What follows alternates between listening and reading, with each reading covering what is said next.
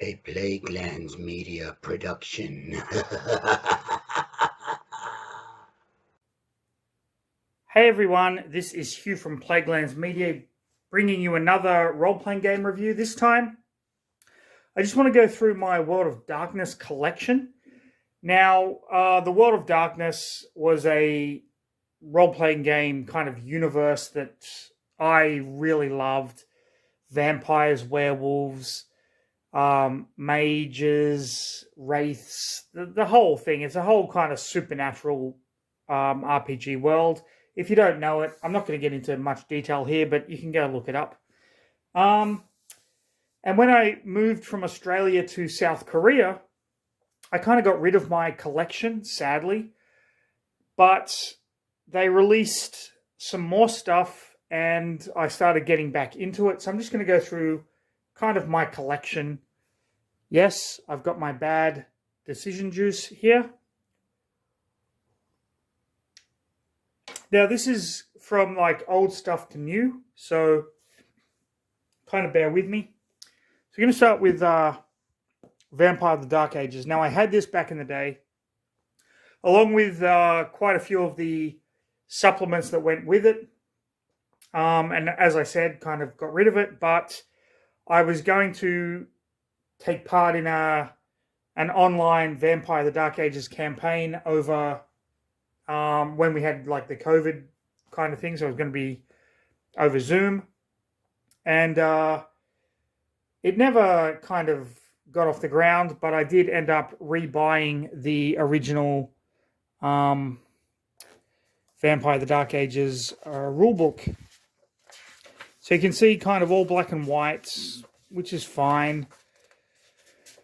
And you have all of the rules and everything, the Dark Ages kind of stuff. So it's all kind of set in medieval times.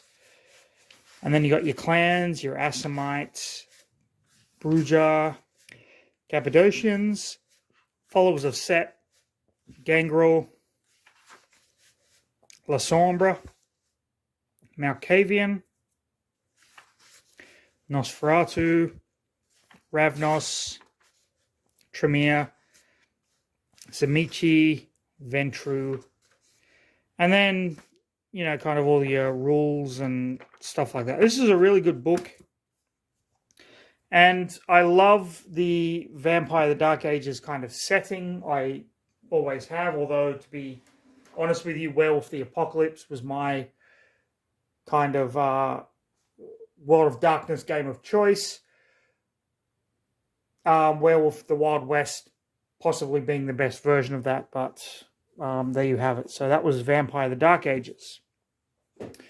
Then I kind of picked up a couple of different World of Darkness books. This is Mummy the Curse, second edition, of course. Now with this one, your characters are kind of either resurrected immortals or working for the immortals, and it's got that whole kind of Egyptian theme. You can see the art is phenomenal as always, and you've got your different guilds and whatnot. So this is a really interesting kind of game. It time jumps a lot. There's a lot of stuff about memory loss and things like that, which I thought was pretty cool. And Deviant the Renegades. This is a really interesting setting, in as much as the characters in it have been changed in some way, either willingly or unwillingly.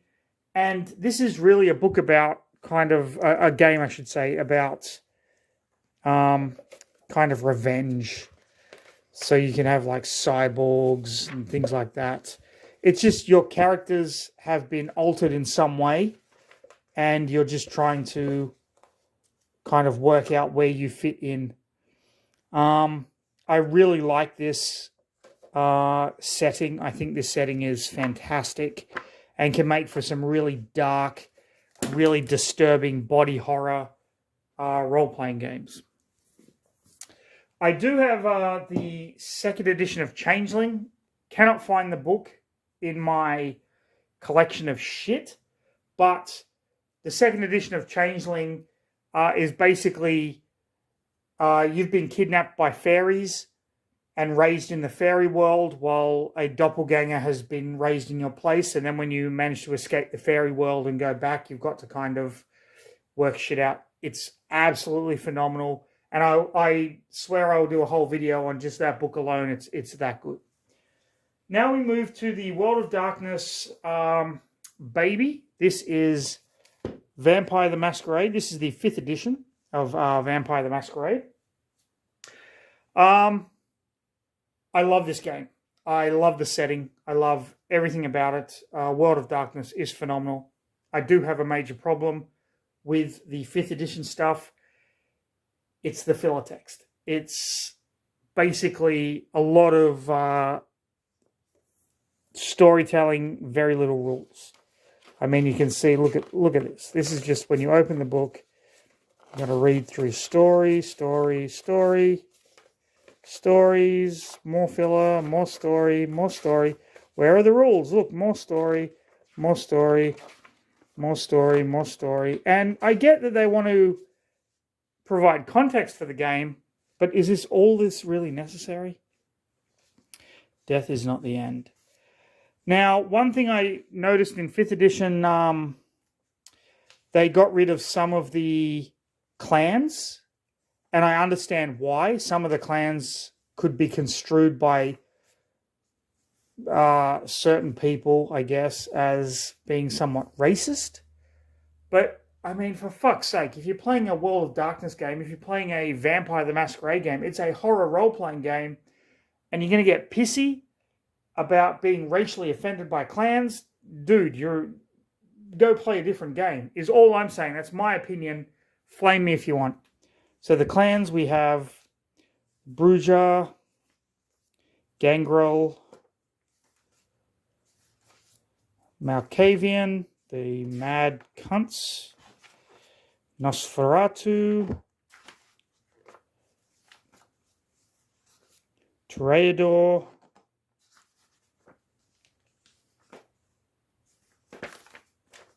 Tremere, Ventru,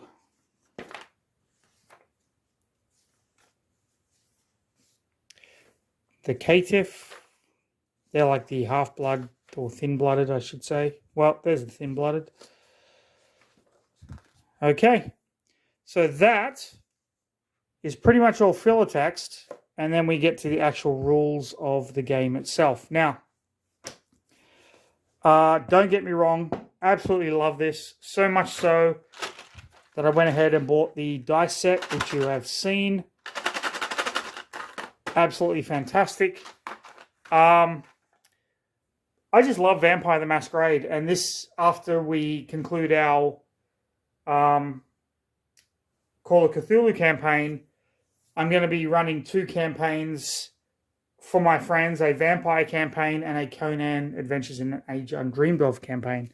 So this is Vampire the Masquerade. Now let's look at some of the books that you can get, the source books, I should say. So first off, we have the Camarilla source book. Now this deals primarily with a few of the clans, the Ventru, Toreador, Tremere, Malkavian, Nosferatu. They also have a new clan in here, the Banu Hakim, and you just get kind of an overview of the split that is happening between the different vampire clans and, you know, how to kind of incorporate that into your game. If you're playing a Camarilla campaign, then this kind of gives you a lot of backstory and stuff like that that you can incorporate into it. You get the new clan at the end here, and the new kind of rules and stuff to incorporate them into your game, and the relationship between the Anarch clans. So, not necessary to play the game at all, just good for kind of fleshing out the world itself. Similarly, you have the Anarch sourcebook. This deals mainly with Brujar, Gangrel, the Caitiff, and Duskborn. And kind of goes into detail about that. Again, a lot of filler text, which is something that shits me to tears about the New World of Darkness stuff. But as someone who enjoys reading, hey, it's always good. So that's the Anarch kind of source book. Now, for the villains of the piece, so to speak, we have the Sabat, the Black Hand. This is the evil vampires, basically, if you want to kind of look at it that way. And this is how to incorporate the villains into your game itself. It's really cool and an absolutely phenomenal read. Ceremonies, different skills and shit that you can give to your villains in Vampire. Really, really excellent. As a person who runs the RPG games, highly recommend this if you want to add an extra layer to your vampire villains. Okay. Now we have Chicago by Night. This is basically just if you want to run your game in Chicago, then run your game in Chicago. All the different kind of rules for that kind of thing. A scenario that you can run. But this is basically just that. However, you do get a new clan, La Sombra. So let's flip to 289. Wow, feels like a fighting fantasy game, doesn't it?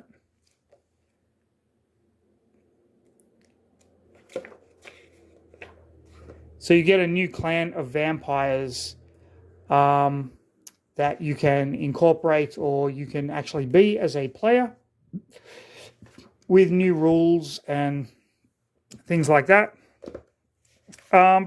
It's a pretty good book. Pretty interesting. I've actually been to Chicago and so this kind of was a good read for me. I enjoyed it very much. Whoops, bumped the camera. Okay. The Second Inquisition. Now, this is primarily for the games keeper, game master, whatever you want to call it.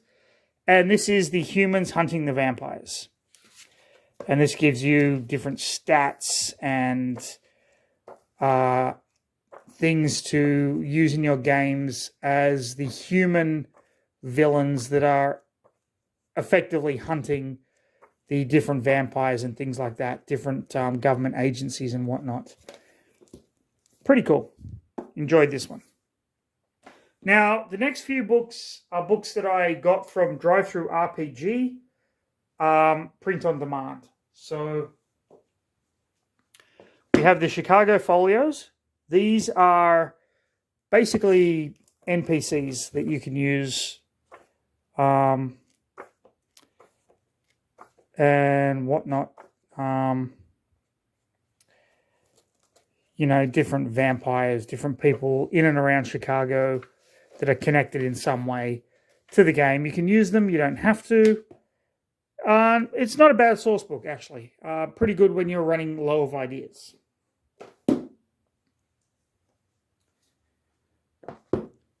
Children of the Blood. Again, NPCs, basically.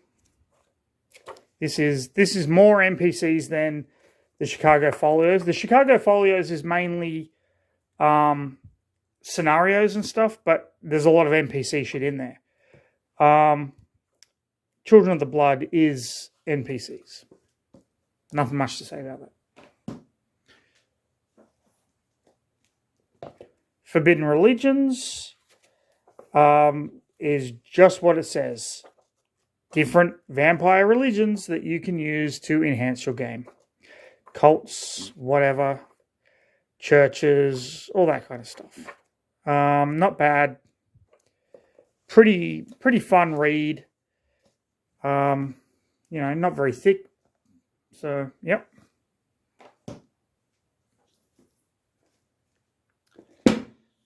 Cult of the Blood Gods. This was one that I was highly anticipating. I actually got this as a PDF when it was announced. And it is exactly what it is different vampire cults. However, the reason I wanted this is purely because, how to make the cults and whatnot, is purely because 199, we get a new clan. Hecata. Blood vampires, basically that use blood for magic, that kind of a thing. And you get all the rules for the Hecata, different ceremonies and all that kind of a thing. And they are really, really cool. A really cool clan. This was a fascinating read. I love stuff like this in my games because you can incorporate it and just build the world out a little bit more. And I hit the camera once again. Okay, 5th edition stuff. Fall of London. This is a campaign for 5th edition Vampire the Masquerade, and it basically details how London gets kind of taken over by the Second Inquisition. And you're working for like ancient vampires and you're kind of doing stuff. And I'm not going to spoil any of this, but this is a fully fledged campaign. If you don't want to make your own game, I recommend you getting the Fall of London campaign for 5th edition Vampire the Masquerade. Really great, well thought out adventures. Now, the last Vampire the Masquerade thing is actually my newest acquisition. And that is the Book of Nod for 5th edition. I actually had this back in the day for 2nd or 3rd edition Vampire the Masquerade. Now this is, first of all, this is damaged. The spine got damaged in transit. I don't really care. It doesn't bother me all that much. But this is basically writings from the Vampire Bible that you can use to spice up your games. You can photocopy them and give them to your players. You can just read from them. And they are kind of all put together haphazardly. Nosferatu's words. Fantastic art. Really entertaining read, but this is used primarily as a tool to just enhance your game for your players and things like that. Book of Nod. Okay. Last, but certainly not least, is possibly one of my favorite game settings of all time. I had so much of the original source books and things before I moved, but they re-released it for 5th edition. Hunter the Reckoning.